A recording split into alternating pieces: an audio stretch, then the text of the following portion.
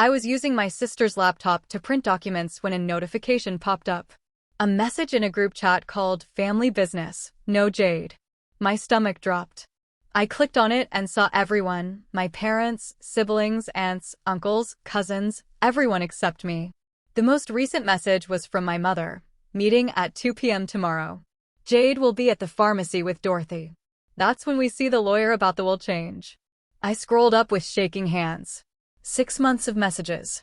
6 months of them plotting to manipulate my 82-year-old grandmother into cutting me out of her will.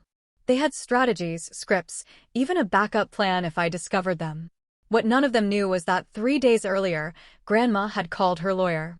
And what she'd done would destroy every single one of their plans. If you're watching this right now, drop a comment and let me know where you're viewing from. I want to know I'm not the only one who discovered their family plotting behind their back. My name is Jade Harper, and I'm 28 years old. I live in Nashville, Tennessee, where I spent the last 3 years caring for my grandmother Dorothy while working remotely as a software developer. My family includes my parents Richard and Beverly, my older brother Marcus, who's 34, my older sister Paige, who's 31, and my younger brother Kyle, who's 25. Extended family includes my Aunt Susan, Uncle Gerald, and cousins Whitney and Blake. Grandma Dorothy is 82, widowed for 10 years, and owns a home worth $800,000 plus investments totaling $1.2 million. 3 years ago, she had a stroke requiring full-time care.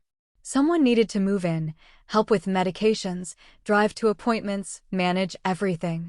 Before I tell you what I found in that secret chat and how Grandma turned their scheme against them, hit the like button and subscribe to hear more real stories about families who plot in shadows and the moment everything explodes. These stories might save you from people who smile while stabbing your back. When Grandma needed help, my family held a meeting. Marcus had a wife, kids, and demanding job. Paige was planning her wedding. Kyle was in grad school. My parents claimed they were too old for caregiving. Everyone looked at me. Single, remote job, flexible schedule. Jade's perfect for this, my mother announced, not asking. You can work anywhere and Dorothy adores you. Plus you'll save on rent, Marcus added condescendingly. Grandma's house is paid off. Just help with utilities and food. Basically free housing. They made it sound like a favor, like I should be grateful to give up my life caring for an elderly woman around the clock. But I loved Grandma, so I agreed, not realizing I was walking into their trap. I moved in 3 years ago. Created medication systems, appointment calendars, meal prep routines. Grandma slowly regained independence, but still needed constant supervision. My family visited occasionally. Parents stopped by every 2 weeks for an hour. Marcus came monthly, always leaving with money for his kids. Paige visited every 6 weeks, usually wanting wedding advice or decorating opinions. Kyle barely came at all, maybe 3 times yearly, always leaving with checks for school expenses. Meanwhile, I was there every day. Morning routines, breakfast, medications, appointments, therapy, household maintenance, bills, repairs, shopping, cooking, cleaning. At night after Grandma slept, I worked on development projects. I had no social life, no dating, no friends. My existence revolved around Grandma's care and work. My family praised my devotion. You're so good with her, Mom would say. We're so grateful. But they never offered breaks, never suggested taking turns, never acknowledged I'd sacrificed my 20s completely while they lived uninterrupted. I didn't mind. Grandma and I became incredibly close. We'd watch old movies, and she'd tell stories about World War II, meeting Grandpa at a USO dance, raising Mom during the 1960s. She was sharp, funny, opinionated about everything. She also noticed things. Marcus only visits when he wants money, she observed after he left with $500 for dance lessons. And Paige asks you about me but never talks to me directly. Why? They're busy, Grandma. They have lives. And you don't? You're here daily while they're living. That's not fair. I love spending time with you. I know, sweetheart. But you're giving up everything. You should be dating, building your career, living. Not stuck with an old woman. You're my grandmother, and I want to be here. She patted my hand, eyes misty. You're the only one who sees me as a person anymore. The others see obligation or inheritance. But you see me. That conversation stuck. She was right. When family visited, they talked at Grandma, not with her. Surface questions, ignored answers. Performing concern without caring. A year ago, Grandma asked me to drive her to her lawyer's office. Need to update documents. Estate planning. Don't mention it to your mother. She gets anxious. I drove her to Gerald Chin, who'd handled her affairs 20 years. I waited while they met privately. When finished, Grandma looked satisfied. All taken care of. Now lunch. I'm craving that Vietnamese place. I asked what she'd updated. She smiled mysteriously. You'll find out when the time comes. 6 months ago, things felt strange. Family visits became frequent, but not when I was home. They'd come while I grocery shopped or got prescriptions. I'd return finding Marcus or Paige leaving or parents' car pulling away. What did they want? I'd ask. Just checking in, Grandma said vaguely. You know how they are. But Grandma seemed stressed afterward. Quiet, withdrawn. Once I found her crying after Mom visited. What's wrong? Did Mom upset you? She worries too much. Asking if I'm sure about decisions, if I've thought things through. Sometimes she forgets I'm capable of managing my affairs. I should have pressed harder. But I was busy with work deadlines and didn't want more stress for Grandma. Then came the day I found the chat. Working on a tight deadline, my laptop died. Charger upstairs, Paige visiting. I asked to use her laptop to print something for Grandma's appointment. Sure, it's in the kitchen, Paige said absently, scrolling her phone. I opened it to print. That's when the notification appeared. A chat called Family Business, No Jade. Seeing my name in a chat I was excluded from made my heart race. I knew I shouldn't look. Privacy violation. But I clicked. Most recent message from Mom, 20 minutes earlier. Meeting at 2 p.m. tomorrow to finalize the plan. Jade will be at the pharmacy with Dorothy. That's when we approached the lawyer about the will change. Everyone needs to be there for a united front. My hand shook. I scrolled up, horror growing with each message. 6 months ago, Dad, Dorothy's will splits everything evenly between 6 grandchildren. Jade gets the same despite living rent-free 3 years. That's not fair to everyone else. Aunt Susan. Plus she's probably influencing Dorothy against us. Living there gives constant access. Who knows what she's saying? Marcus, we need Dorothy to understand Jade's already benefited enormously. Free housing, no rent, all expenses. She's basically taking advantage of an elderly woman. Paige, should we suggest writing Jade out completely or reducing her share? Mom, complete removal looks suspicious. Reduce her to 10%, split the other 90% among the 5 others. Say Jade's already received her inheritance through free housing. Kyle, what if Jade fights? Dad, she won't have grounds if Dorothy changes it willingly. We convince Dorothy it's fair. Make her think it's her idea. I felt sick. Kept scrolling. Months of strategizing how to manipulate Grandma. Specific things to say, ways to make me look bad, strategies to isolate Grandma from me emotionally. Whitney, what if we point out times Jade vacationed or took time off? Make her seem less dedicated. I'd taken 3 weekends off in 3 years, with parents staying with Grandma. Now I understood their accommodation. They were collecting ammunition. Blake, we could mention Jade's probably going through Dorothy's things, taking valuables. Plant out. Mom, don't make unprovable accusations. Stick to financial argument. Jade lived rent-free, saving $2,000 monthly for 3 years. That's $72,000 in benefits. Her inheritance should reflect she's been compensated. Messages continued. Practice scripts for Grandma, assign talking points, plan to overwhelm her with united pressure. Recent messages about tomorrow's meeting. They'd go to Grandma's lawyer as a group, pressure him to convince her to change the will. They'd researched claiming I had undue influence, looking for ways to challenge if their plan failed. I sat staring, body shaking. My family, people I'd trusted, sacrificed for, had plotted against me 6 months. They saw caregiving not as love, but taking advantage. They wanted to steal my inheritance, while convincing themselves I was the villain. Did you get what you needed? Paige called. I quickly photographed the chat on my phone, scrolling through months, capturing everything. Then closed the laptop and returned it. Yeah, thanks, I managed, voice strange. After Paige left, I reviewed photos in my room. Hundreds of messages, all plotting against me. Betrayed, furious, hurt beyond articulation. Then I remembered. 3 days ago, Grandma asked me to drive her to Gerald Chen's again. She met with him over an hour while I waited. Coming out, she looked satisfied and mischievous. "What did you do, Grandma?" "Just making sure affairs are in order. At my age, you never know." I'd thought she was being practical. Now I wondered if she knew about their planning. Had she overheard something during visits? Had someone slipped? I needed to know what was in that will, but couldn't ask without revealing what I discovered. Part of me feared maybe family had gotten to her first. Maybe she'd already cut me out. That night after Grandma slept, I did something I'm not proud of. Searched her office for will documents. Found a folder labeled estate planning in her filing cabinet.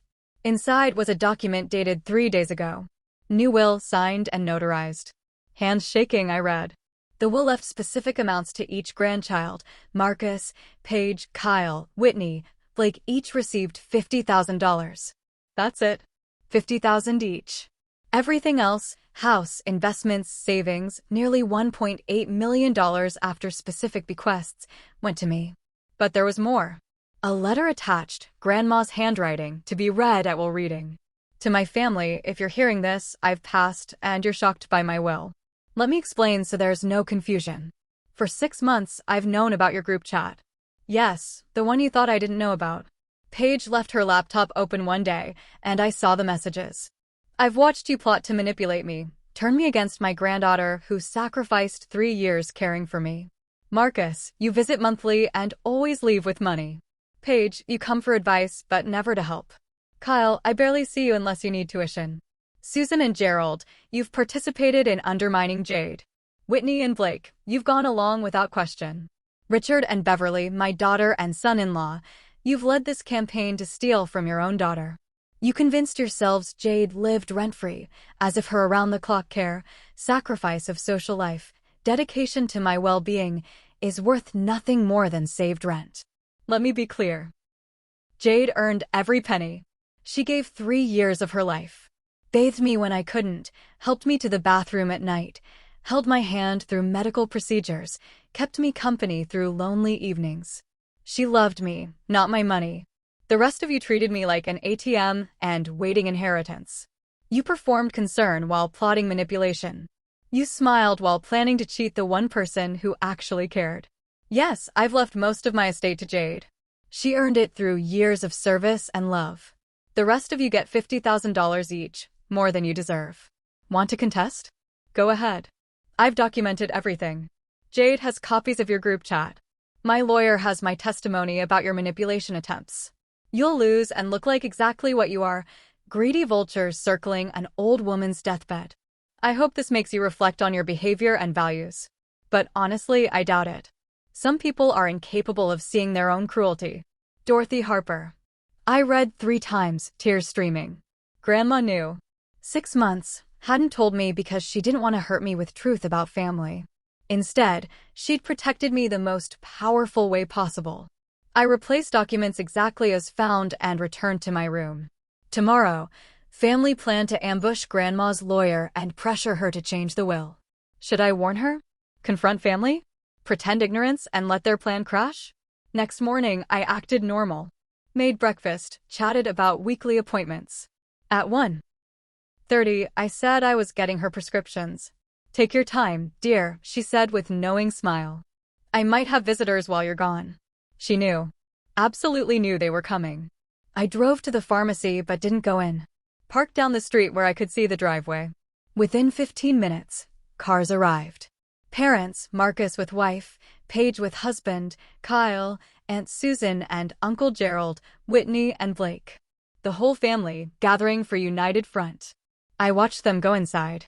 Imagined them in the living room, surrounding her, tag-teaming rehearsed speeches about fairness and my supposed advantages. Imagine them bullying an 82-year-old woman into disinheriting her granddaughter. What they didn't know, Grandma was recording them. She'd told me weeks ago she installed a security camera system.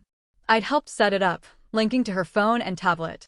Those cameras had audio, recording everything happening in her living room right now. I waited an hour, then drove back. Only Parents' car remained. I walked in finding them with Grandma, who looked tired but triumphant. "Oh good, you're back," Mom said, smile tight. "We were visiting with Mom." "That's nice. How was your visit?" "Productive," Dad said, standing. "Jade, can we talk outside?" I followed them to their car, heart pounding. "We wanted to let you know," Mom began. "We've had a conversation with Grandma about her will. We felt it important to address fairness issues." "Fairness issues?" "You've lived here rent-free 3 years," Dad said. "That's significant financial benefit your siblings and cousins haven't received. We think Grandma's estate should reflect you've already been compensated." "Compensated," I repeated flatly. "We're not trying to cut you out," Mom said quickly. "We just think distribution should account for what you've already received. It's only fair." "Did Grandma agree to change her will?" "She's thinking about it," Dad said. "We made very good points. She understands our concerns." They left, clearly feeling victorious. I went inside finding Grandma in her favorite chair, exhausted but satisfied. "They ganged up on me," she said. All of them saying the same things in slightly different ways. Like they'd rehearsed. "They did rehearse," I said. "Grandma, I need to tell you something." I showed her the photos of the group chat. Her face remained calm scrolling through them, but I saw anger flashing in her eyes. "I've known about this chat for months," she said finally. "I saw it on Paige's laptop. That's when I updated my will. I found a copy," I admitted. "I'm sorry for snooping, but I needed to know." "Don't apologize. You have every right to know your family's been plotting against you." She handed back my phone. "Did you see the letter?" I did. "Grandma, you didn't have to leave me everything." "I didn't leave you everything. I left everyone else $50,000 each. But yes, I left you the bulk because you earned it. Not because you're my favorite, though you are, but because you're the only one who treated me like a person instead of an inheritance." "What happened today?" Grandma smiled grimly. "Exactly what you'd expect. Your father led with financial argument about rent. Your mother brought up stress caregiving puts on one person and how unfair you got that opportunity. Marcus actually suggested you might be stealing from me. Paige implied you were isolating me from family." The others nodded and agreed. "That's horrible." It was enlightening. "I recorded everything, by the way. The camera system you helped install captured every word. I have them on video making the same arguments they've rehearsed in their chat for months." Hard for them to claim coincidence. "What did you tell them?" I told them I'd think about it. I wanted them to believe they'd succeeded, that they'd convinced me. Let them think they've won. The truth will be so much more satisfying. Over next weeks, my family acted strange. Overly nice, clearly guilty, but confident they'd secured more inheritance. Marcus actually offered to stay with Grandma for a weekend so I could take a break, something he'd never offered before. I knew it was just performance, trying to look good after convincing Grandma to change her will in their favor. I played along, pretending ignorance. Hard. Every time Mom called to check in, every time Paige texted asking how I was, I wanted to scream about the chat. But Grandma asked me to wait. "Let them think they've gotten away with it," she said. "The revelation will be sweeter." 2 months after discovering the chat, Grandma had another stroke. Massive. I found her collapsed in the bathroom at 6 a.m., called 911. Ambulance rushed her to hospital, where doctors said she had severe brain bleeding. They could operate, but chances weren't good given her age. I called my family. They rushed to hospital, suddenly concerned children and grandchildren they should have been all along. We waited through 6-hour surgery. Surgeon came out looking grim. "We've done what we can. The next 48 hours are critical. If she survives, there will likely be significant impairment." But Grandma surprised everyone. She was tough. Pulled through surgery and slowly, painfully, started recovering. Couldn't walk, speech slurred, but mind still sharp. Could communicate by writing, understood everything. I moved into hospital room, sleeping in the chair by her bed. Family visited daily, bringing flowers and cards, performing roles as loving family. Made me sick to watch. After 2 weeks, Grandma was stable enough for rehabilitation facility. Doctors said she'd need months of therapy, might never fully recover. I arranged everything, found the best facility, private room, coordinated care plan. Family praised my dedication. "You're such a good granddaughter," Mom said, hugging me in hospital hallway. I wanted to pull away, tell her I knew about the chat, about their schemes. But I remembered Grandma's words. Wait. 3 months into rehabilitation, Grandma had another setback. Infection that spread quickly. Doctors did everything possible, but her body was tired. She was 82, had fought hard. On a quiet Tuesday morning, with me holding her hand, Grandma Dorothy passed away. Family surrounded me with hugs and condolences. Planned beautiful funeral. Gave touching eulogies about what a wonderful woman she was. Cried and comforted each other. The entire time, I knew they were thinking about the will, the inheritance, how their scheme had worked. Will reading scheduled 2 weeks after funeral. Gerald Chin, Grandma's lawyer, invited all beneficiaries to his office. My entire family. I showed up dressed formally, respectfully solemn, but with excitement in their eyes. We sat around large conference table. Gerald opened a folder and began reading. This is the last will and testament of Dorothy and Harper, executed 3 months before her death, superseding all previous wills. To my grandchildren Marcus, Paige, Kyle, Whitney, and Blake, I leave $50,000 each. I saw siblings and cousins exchange glances. $50,000 was good, but not the massive shares they'd expected. They'd calculated if I were reduced to 10% and they split the other 90%, they'd each get around $300,000. This was significantly less.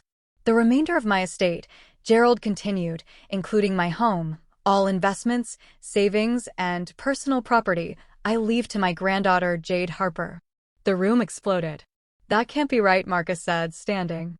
There has to be a mistake. There's no mistake, Gerald said calmly. Dorothy was very clear about her wishes. But we talked to her about this. Mom's voice was shrill. She agreed the distribution wasn't fair.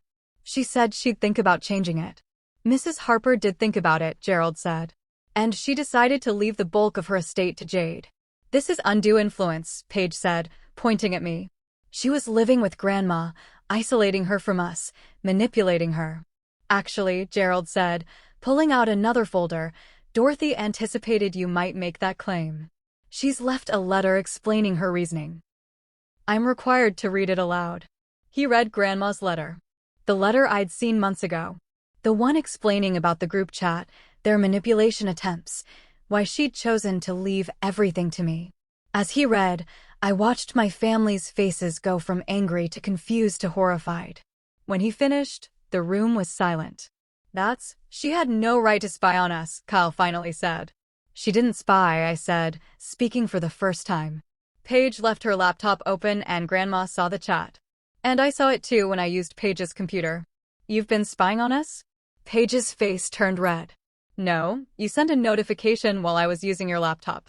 I saw a chat called Family Business, no Jade, and I looked. I saw 6 months of you plotting to manipulate Grandma into cutting me out. We weren't plotting, Dad said, voice lacking conviction. We were discussing fairness. You planned specific strategies to manipulate an elderly woman. You rehearsed what to say. You coordinated to overwhelm her with a united front. That's not discussion about fairness. That's conspiracy. Regardless of how we discussed it, Marcus said, the basic point stands. You lived rent-free 3 years. That's worth at least $70,000. The will should account for that. The will accounts for 3 years of 24/7 caregiving, I said. Medication management, doctor's appointments, cooking, cleaning, personal care, companionship. If I'd been paid as professional caregiver, it would have cost at least $120,000 yearly. That's $360,000 for 3 years. Plus, I gave up my social life, dating life, career advancement. But sure, let's call it rent savings. We would have helped if you'd asked, Mom said weakly. I did ask. Multiple times. I asked for weekends off. I asked if anyone could split time with me. You all said you were too busy. The only time you offered help was after you'd already convinced Grandma to change her will, and even then it was just performance. If you contest this will, Gerald interrupted, you should know Dorothy provided extensive documentation. Recordings from her home security system the day you all visited. Screenshots of your group chat. Her sworn testimony about your manipulation attempts. You won't win, and you'll look terrible in the process. My family sat in stunned silence. They'd been so sure of victory, so confident they'd successfully manipulated Grandma. Now realizing she'd been 3 steps ahead the entire time. So that's it? Aunt Susan said bitterly. Jade gets everything and we get scraps? You each get $50,000, I said. Which Grandma specified was more than you deserved. She could have left you nothing. We're your family, Mom said, tears in her eyes. How can you do this to us? How can I do this? I found a secret group chat where you plotted against me 6 months. You tried to steal my inheritance by manipulating an elderly woman. You convinced yourselves I was the bad guy for caring for Grandma. This isn't me doing something to you. This is consequences for what you did. One by one, family left Gerald's office. No one hugged me goodbye. No one congratulated me. They just left, and I knew our relationships were over. I stayed behind to sign paperwork and discuss next steps. House would be transferred to my name. Investment accounts liquidated and redistributed. Million details to handle, but I had time. And money. Grandma left me financially secure for life. Week later, I went to Grandma's house, my house now, started going through her things. In her desk, I found one final letter addressed to me. My darling Jade, if you're reading this, I'm gone and you've survived the will reading. I hope my letter destroyed them appropriately. They deserved it. I want you to know leaving you my estate wasn't just about punishing them, though that was satisfying to plan. It was about rewarding you. You gave me 3 years of love and care when no one else would. You treated me like a person who mattered, not an obligation or ATM. You earned every penny. But more than that, I want you to be free. Free from family that never valued you. Free from people who see you as competition instead of someone to love. Free to build a life without their toxicity. Use the money wisely. Travel, since you couldn't while caring for me. Date, fall in love, build a life. Invest in your career. Buy a home. Do whatever makes you happy. You've earned that freedom. And if your family ever tries to reconcile, remember the group chat. Remember the plotting. Remember how they treated you when they thought they'd won. People like that don't change. They just get better at hiding who they are. I love you, sweet girl. You were the best part of my final years. Thank you for seeing me, for loving me, for giving an old woman dignity and companionship. You're going to do amazing things with the life I've helped give you. All my love, Grandma. I sat in Grandma's chair, now mine, and cried. Not just from grief, but gratitude. She'd seen what family was doing and protected me the most powerful way possible. She'd given me resources, freedom, and validation that I wasn't crazy for feeling hurt by their actions. Family tried reaching out over following months. Mom called crying, saying I was tearing the family apart. Marcus sent emails about how disappointed Grandma would be that I kept everything. Paige showed up at house demanding family heirlooms she claimed Grandma promised her. I didn't engage.